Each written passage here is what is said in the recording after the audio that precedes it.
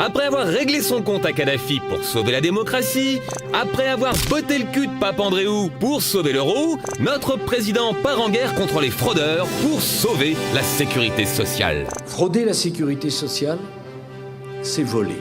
Chers compatriotes, la crise est déclarée.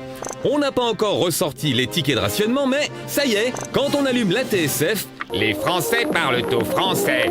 La fraude, c'est la plus terrible et la plus insidieuse des trahisons de l'esprit de 1945.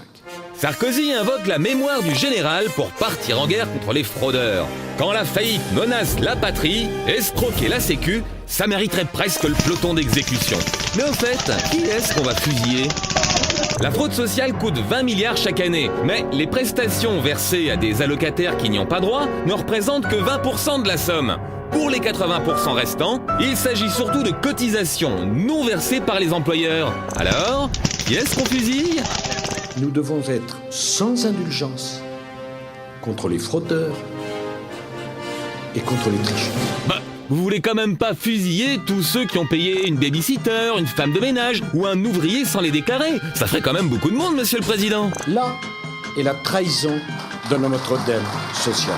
Mieux vaut désigner à la vindicte populaire ceux qui touchent des allocations auxquelles ils n'ont pas le droit. Qui osera le dire aux Français ?